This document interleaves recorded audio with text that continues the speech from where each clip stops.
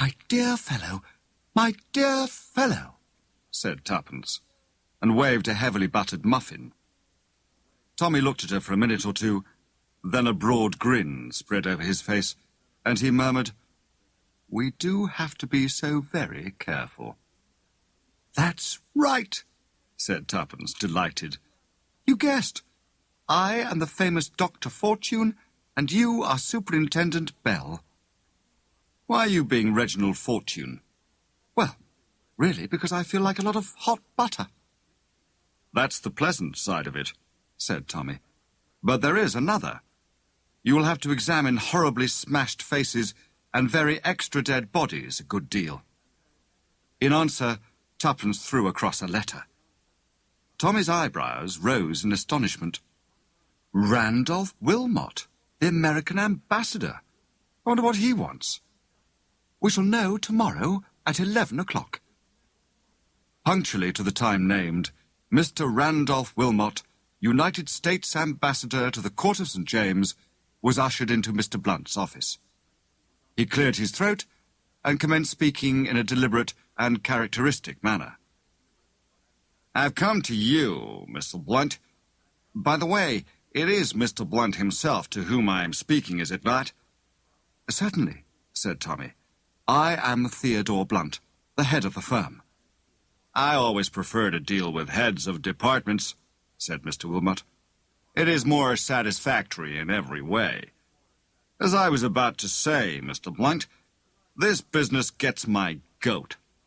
There's nothing in it to trouble Scotland Yard about. I'm not a penny the worse in any way, and it's probably all due to a simple mistake. But all the same, I don't see just how that mistake arose. There's nothing criminal in it, I dare say, but I'd just like to get the thing straightened out. It makes me mad not to see the why and wherefore of a thing." "Absolutely," said Tommy. Mr. Wilmot went on. He was slow and given to much detail. At last, Tommy managed to get a word in. "Quite so," he said. "The position is this. You arrived by the liner Nomadic a week ago. In some way, your kit bag and the kit bag of another gentleman, Mr. Ralph Westerham, whose initials are the same as yours, got mixed up. You took Mr. Westerham's kit bag, and he took yours. Mr. Westerham discovered the mistake immediately, sent round your kit bag to the embassy, and took away his own. Am I right so far?" "That is precisely what occurred. The two bags must have been practically identical, and with the initials R.W. being the same in both cases, it is not difficult to understand that an error might have been made. I myself was not aware of what had happened until my valet informed me of the mistake, and that Mr. Westerham, he's a senator and a man for whom I have a great admiration, had sent round for his bag and returned mine." "Then I don't see—" "Oh, but you will see. That's only the beginning of the story. Yesterday, as it chanced, I ran up against Senator Westerham, and I happened to mention the matter to him jestingly. To my great surprise, he didn't seem to know what I was talking about, and when I explained, he denied the story absolutely. He had not taken my bag off the ship in mistake for his own. In fact, he had not traveled with such an article amongst his luggage." "What an extraordinary thing." "Mr. Blunt, it is an extraordinary thing. There seems no rhyme or reason in it. Why, if anyone wanted to steal my kit bag, he could do so easily enough without resorting to all this roundabout business. And anyway, it was not stolen, but returned to me. On the other hand, if it were taken by mistake, why use Senator Westerham's name? It's a crazy business. But just for curiosity, I mean to get to the bottom of it. I hope the case is not too trivial for you to undertake." "Oh, not at all. It's a very intriguing little problem, capable, as you say, of many simple explanations, but nevertheless baffling on the face of it. The first thing, of course, is the reason for the substitution, if substitution it was. You say nothing was missing from your bag when it came back into your possession?" "My man says not. He would know. What was in it, if I may ask? Mostly boots. Boots, said Tommy, discouraged. Yes, said Mr. Wilmot. Boots. Odd, isn't it? You'll forgive my asking you, said Tommy, but you didn't carry any secret papers or anything of that sort sewn in the lining of a boot or screwed into a false heel? The ambassador seemed amused by the question. Secret diplomacy hasn't got to that pitch, I hope. Only in fiction, said Tommy with an answering smile and slightly apologetic manner. But you see, we've got to account for the thing somehow. Who came for the bag? The other bag, I mean. Supposed to be one of Westerham's servants. Quite an ordinary, quiet man, so I understand. My valet saw nothing wrong with him. Had it been unpacked, do you know? That I can't say. I presume not. But perhaps you'd like to ask the valet a few questions. He can tell you more than I can about the business. I think that would be the best plan, Mr. Wilmot. The ambassador scribbled a few words on a card and handed it to Tommy. I opine that you would prefer to go round to the embassy and make your inquiries there. If not, I will have the man, his name is Richards, by the way, sent round here. No, thank you, Mr. Wilmot. I should prefer to go to the embassy. The ambassador rose, glancing at his watch. Dear me, I shall be late for an appointment. Well, goodbye, Mr. Blunt. I leave the matter in your hands. He hurried away. Tommy looked at Tuppence, who had been scribbling demurely on her pad in the character of the efficient Miss Robinson. What about it, old thing? He asked. Do you see, as the old bird put it, any rhyme or reason in the proceedings? None whatever, replied Tuppence cheerily. Well, that's a start, anyway. It shows that there really is something very deep at the back of it. You think so? It's a generally accepted hypothesis. Remember Sherlock Holmes and the depth the butter had sunk into the parsley. I mean the other way round. I've always had a devouring wish to know all about that case. Perhaps Watson will disinter it from his notebook one of these days. Then I shall die happy. But we must get busy. Quite so, said Tuppence. Not a quick man, the esteemed Wilmot, but sure. She knows men, said Tommy. Or do I say, he knows men? It's so confusing when you assume the character of a male detective. Oh, my dear fellow, my dear fellow. A little more action, Tuppence, and a little less repetition. A classic phrase cannot be repeated too often, said Tuppence with dignity. Have a muffin, said Tommy kindly. Not at 11 o'clock in the morning, thank you. It's a silly case, this. Boots, you know. Why boots? Well, said Tommy, why not? Doesn't fit. Boots? She shook her head. All wrong. Who wants other people's boots? The whole thing's mad. Possibly they got hold of the wrong bag, suggested Tommy. That's possible. But if they were after papers, a dispatch case would be more likely. Papers are the only thing one thinks of in connection with ambassadors. Boots suggest footprints, said Tommy thoughtfully.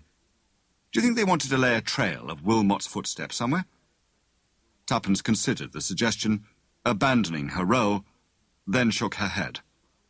It seems wildly impossible, she said. No, I believe we shall have to resign ourselves to the fact the boots have nothing to do with it at all. Well, said Tommy with a sigh, the next step is to interview friend Richards. He may be able to throw some light on the mystery.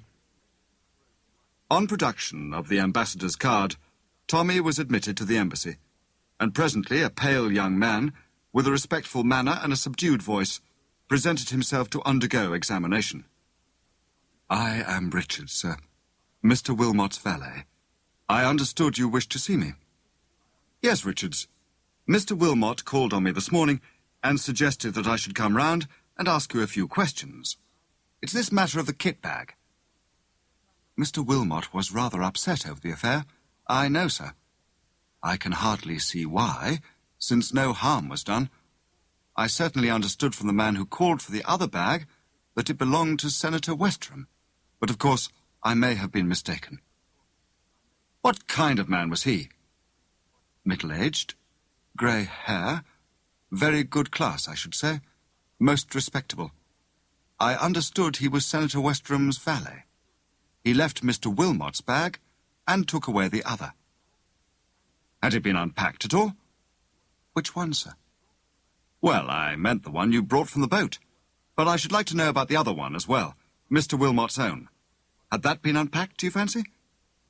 I should say not, sir. It was just as I strapped it up on the boat. I should say the gentleman, whoever he was, just opened it, realized it wasn't his, and shut it up again. Nothing missing? No small article? I don't think so, sir. In fact, I'm quite sure. And now the other one. Have you started to unpack that? As a matter of fact, sir, I was just opening it at the very moment Senator Westerham's man arrived. I'd just undone the straps. Did you open it at all? We just unfastened it together, sir, to be sure no mistake had been made this time. The man said it was all right, and he strapped it up again and took it away. What was inside? Boots also? No, sir. Mostly toilet things, I fancy. I know I saw a tin of bath salts. Tommy abandoned that line of research. You never saw anyone tampering with anything in your master's cabin on board ship, I suppose? Oh, no, sir. Never anything suspicious of any kind? And what do I mean by that, I wonder? He thought to himself with a trace of amusement. Anything suspicious? Just words. But the man in front of him hesitated. Now that I remember it... Yes, said Tommy eagerly. What? I don't think it could have anything to do with it, but there was a young lady. Yes? A young lady, you say? What was she doing? She was taken faint, sir. A very pleasant young lady. Miss Eileen O'Hara, her name was. A dainty-looking lady, not tall, with black hair, just a little foreign-looking. Yes, said Tommy, with even greater eagerness. As I was saying, she was taken queer, just outside Mr. Wilmot's cabin. She asked me to fetch the doctor. I helped her to the sofa, and then went off for the doctor. I was some time finding him, and when I found him and brought him back, the young lady was nearly all right again. Oh, said Tommy. You don't think, sir? It's difficult to know what to think, said Tommy, non-committally. Was this Miss O'Hara travelling alone? Yes, I think so, sir. You haven't seen her since you landed? No, sir. Well, said Tommy, after a minute or two spent in reflection, I think that's all. Thank you, Richards. Thank you, sir. Back at the office of the detective agency, Tommy retailed his conversation with Richards to Tuppence, who listened attentively. What do you think of it, Tuppence? Oh, my dear fellow, we doctors are always sceptical of a sudden faintness. So very convenient. And Eileen, as well as O'Hara, almost too impassably Irish, don't you think? It's something to go on at least. Do you know what I'm going to do, Tuppence? Advertise for the lady. What? Yes. Any information respecting Miss Eileen O'Hara, known to have travelled such and such a ship and such a date. Either she'll answer it herself if she's genuine, or someone may come forward to give us information about her. So far, it's the only hope of a clue. You'll also put her on a guard, remember? Well, said Tommy, one's got to risk something. I still can't see any sense in the thing, said Tuppence, frowning. If a gang of crooks get hold of the ambassador's bag for an hour or two, then send it back, what possible good can it do them? Unless there are papers in it they want to copy, and Mr. Wilmot swears there was nothing of the kind. Tommy stared at her thoughtfully. You put these things rather well, Tuppence, he said at last. You've given me an idea. It was 2 days later. Tuppence was out to lunch. Tommy, alone in the austere office of Mr. Theodore Blunt, was improving his mind by reading the latest sensational thriller. The door of the office opened, and Albert appeared. "Young lady to see you, sir. Miss Cicely March. She says she's called in answer to an advertisement." "Show her in at once," cried Tommy, thrusting his novel into a convenient drawer. In another minute, Albert had ushered in the young lady. Tommy had just time to see that she was fair-haired and extremely pretty when the amazing occurrence happened. The door through which Albert had just passed out was rudely burst open. In the doorway stood a picturesque figure, a big, dark man, Spanish in appearance, with a flaming red tie. His features were distorted with rage, and in his hand was a gleaming pistol. "So, this is the office of Mr. Busybody Blunt," he said in perfect English. His voice was low and venomous. "Hands up at once, or I shoot." It sounded no idle threat. Tommy's hands went up obediently. The girl, crouched against the wall, gave a gasp of terror. "This young lady will come with me," said the man. "Yes, you will, my dear. You have never seen me before, but that doesn't matter. I can't have my plans ruined by a silly little chit like you. I seem to remember that you were one of the passengers on the Nomadic. You must have been peering into things that didn't concern you, but I've no intention of letting you blab any secrets to Mr. Blunt here. Very clever gentleman, Mr. Blunt, with his fancy advertisements. But as it happens, I keep an eye on the advertisement columns. That's how I got wise to his little game." "You interest me exceedingly," said Tommy. "Won't you go on?" "Cheek won't help you now, Mr. Blunt. From now on, you're a marked man. Give up this investigation, and we'll leave you alone. Otherwise, God help you. Death comes swiftly to those who thwart our plans." Tommy did not reply. He was staring over the intruder's shoulder as though he had seen a ghost. As a matter of fact, he was seeing something that caused him far more apprehension than any ghost could have done. Up to now, he had not given a thought to Albert as a factor in the game. He had taken for granted that Albert had already been dealt with by the mysterious stranger. If he had thought of him at all, it was just as one lying stunned on the carpet in the outer office.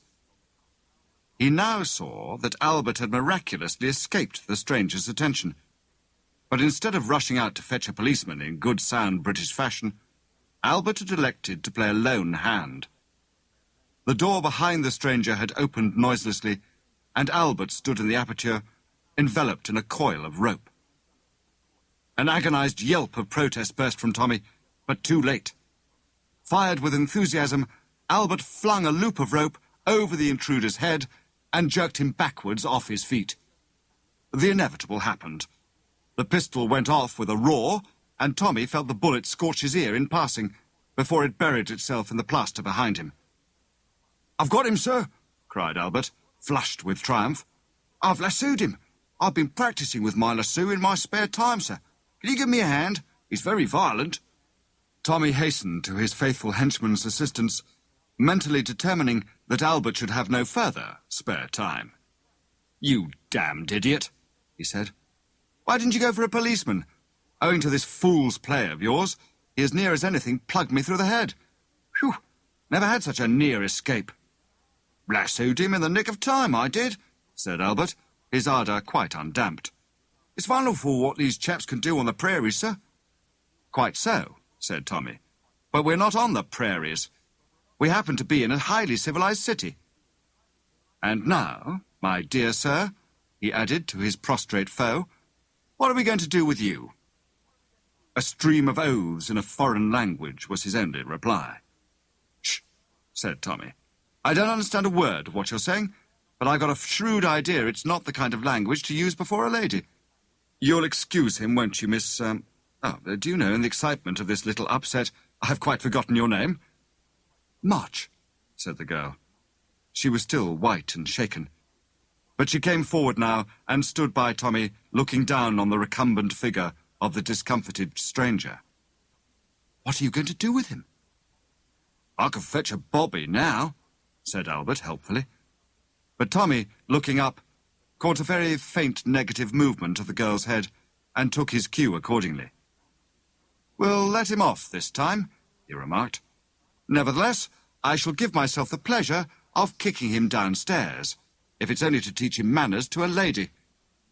He removed the rope, hauled the victim to his feet, and propelled him briskly through the outer office. A series of shrill yelps was heard, and then a thud. Tommy came back, flushed but smiling. The girl was staring at him with round eyes. Did you hurt him? I hope so, said Tommy. Shall we come back into my office, Miss March, and resume our interrupted conversation? I don't think we shall be interrupted again. I'll have my lasso ready, just in case, said the helpful Albert. Put it away, ordered Tommy sternly.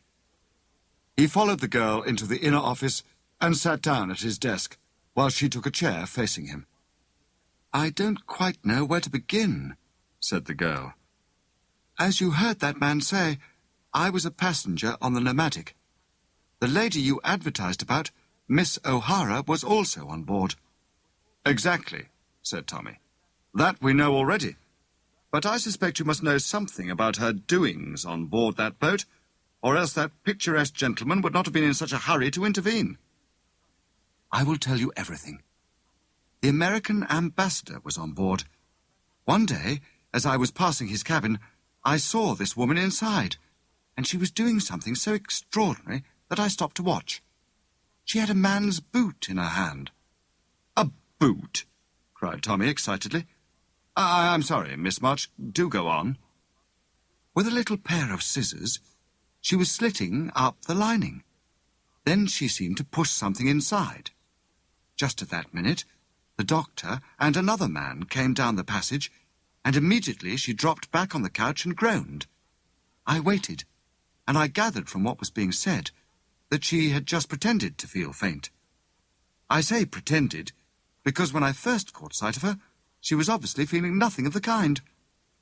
Tommy nodded. Well? I rather hate to tell you the next part. I was, curious. And also, I'd been reading silly books, and I wondered if she'd put a bomb or a poisoned needle or something like that in Mr. Wilmot's boot. I know it's absurd, but I did think so. Anyway, next time I passed the empty cabin, I slipped in and examined the boot. I drew out from the lining a slip of paper. Just as I had it in my hand, I heard the steward coming, and I hurried out so as not to be caught. The folded paper was still in my hand. When I got into my own cabin, I examined it. Mr. Blunt, it was nothing but some verses from the Bible. Verses from the Bible? Said Tommy, very much intrigued. At least, I thought so at the time. I couldn't understand it, but I thought perhaps it was the work of a religious maniac. Anyway, I didn't feel it was worthwhile replacing it. I kept it, without thinking much about it until yesterday, when I used it to make a little boat for my nephew to sail in his bath. As the paper got wet, I saw a queer kind of design coming out all over it. I hastily took it out of the bath and smoothed it out flat again. The water had brought out the hidden message. It was a kind of tracing, and looked like the mouth of a harbour. Immediately after that, I read your advertisement. Tommy sprang from his chair. But this is most important. I see it all now. That tracing is probably the plan of some important harbour defences. It had been stolen by this woman. She feared someone was on her track, and not daring to conceal it amongst her own belongings, she contrived this hiding place. Later, she obtained possession of the bag in which the boot was packed, only to discover that the paper had vanished. Tell me, Miss March, you've brought this paper with you? The girl shook her head. It's at my place of business. I run a beauty parlour in Bond Street. I'm really an agent for the cyclamen preparations in New York. That is why I'd been over there. I thought the paper might be important, so I locked it up in the safe before coming out. Ought not Scotland Yard to know about it? Yes, indeed. Then shall we go there now, get it out, and take it straight to Scotland Yard? I'm very busy this afternoon, said Tommy, adopting his professional manner and consulting his watch. The Bishop of London wants me to take up a case for him. Very curious problem concerning some vestments and 2 curates. Then in that case, said Miss March, rising, I will go alone. Tommy raised a hand in protest. As I was about to say, he said, the bishop must wait. I will leave a few words with Albert. I am convinced, Miss March, that until that paper has been safely deposited with Scotland Yard, you are in active danger. Do you think so? Said the girl, doubtfully. I don't think so, I'm sure. Excuse me. He scribbled some words on the pad in front of him, then tore off the leaf and folded it. Taking his hat and stick, he intimated to the girl that he was ready to accompany her. In the outer office, he handed the folded paper to Albert with an air of importance. I'm called out on an urgent case. Explain that to his lordship if he comes. Here are my notes on the case for Miss Robinson. Very good, sir, said Albert, playing up. And what about a duchess's pearls? Tommy waved his hand irritably. That must wait also. He and Miss March hurried out. Halfway down the stairs, they encountered Tuppence coming up. Tommy passed her with a brusque, Late again, Miss Robinson. I am called out on an important case. Tuppence stood still on the stairs and stared after them. Then, with raised eyebrows, she went on up to the office. As they reached the street, a taxi came sailing up to them. Tommy, on the point of hailing it, changed his mind. "Are you a good walker, Miss March?" he asked seriously. "Yes, why? Hadn't we better take that taxi? It'll be quicker." "Perhaps you didn't notice. That taxi driver has just refused a fare a little lower down the street. He was waiting for us. Your enemies are on the lookout. No, if you feel equal to it, it would be better for us to walk to Bond Street. In the crowded streets, they won't be able to attempt much against us." "Very well," said the girl, rather doubtfully. They walked westwards. The streets, as Tommy had said, were crowded, and progress was slow. Tommy kept a sharp lookout. Occasionally he drew the girl to one side with a quick gesture, though she herself had seen nothing suspicious. Suddenly glancing at her, he said with compassion, "I say, you look awfully done up. The shock of that man. Come into this place here and have a good cup of strong coffee. I suppose you wouldn't hear of a nip of brandy." The girl shook her head with a faint smile. "Coffee be it, then," said Tommy. "I think we can safely risk its being poisoned." They lingered some time over their coffee and finally set off at a brisker pace. "We've thrown them off, I think," said Tommy, looking over his shoulder. Cyclamen Limited was a small establishment in Bond Street, with pale pink taffeta curtains and 1 or 2 jars of face cream and a cake of soap decorating the window. Cicely March entered, and Tommy followed. The place inside was tiny. On the left was a glass counter with toilet preparations. Behind this counter was a middle-aged woman with grey hair and an exquisite complexion, who had acknowledged Cicely March's entrance with a faint inclination of the head before continuing to talk to the customer she was serving. This customer was a small, dark woman. Her back was to them, and they couldn't see her face. She was speaking in slow, difficult English. On the right was a sofa and a couple of chairs with some magazines on a table. Here sat 2 men, apparently bored husbands waiting for their wives. Cicely March passed straight on through a door at the end, which she held ajar for Tommy to follow her. As he did so, the woman customer exclaimed, "Ah, but I think that is an amico of mine," and rushed after them, inserting her foot in the door just in time to prevent its closing. At the same time, the 2 men rose to their feet.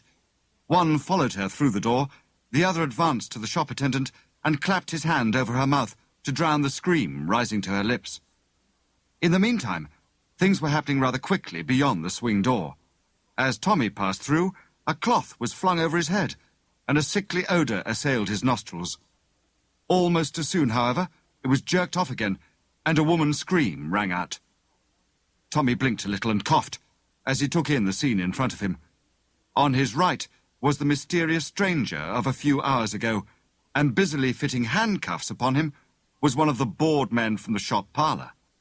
Just in front of him was Cicely March, wrestling vainly to free herself, whilst the woman customer from the shop held her firmly pinioned.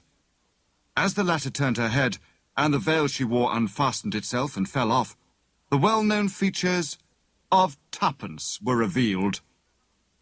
"Well done, Tuppence," said Tommy, moving forward. "Let me give you a hand.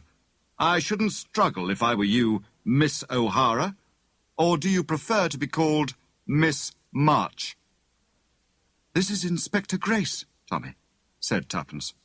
"As soon as I read the note you left, I rang up Scotland Yard, and Inspector Grace and another man met me outside here." "Very glad to get hold of this gentleman," said the inspector, indicating his prisoner. "He's wanted badly. But we've never had cause to suspect this place.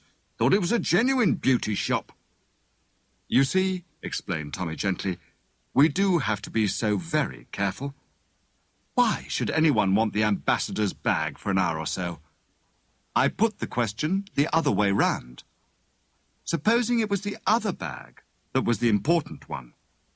Someone wanted that bag to be in the ambassador's possession for an hour or so. Much more illuminating. Diplomatic luggage is not subjected to the indignities of a customs examination. Clearly smuggling. But smuggling of what?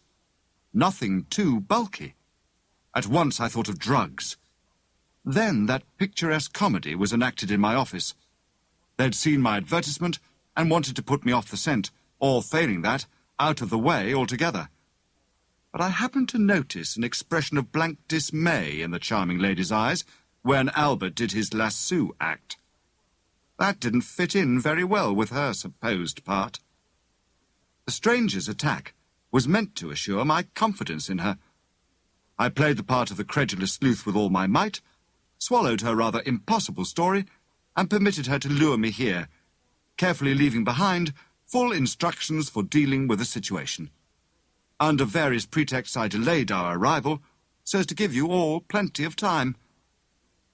Cicely March was looking at him with a stony expression. "You are mad. What do you expect to find here?"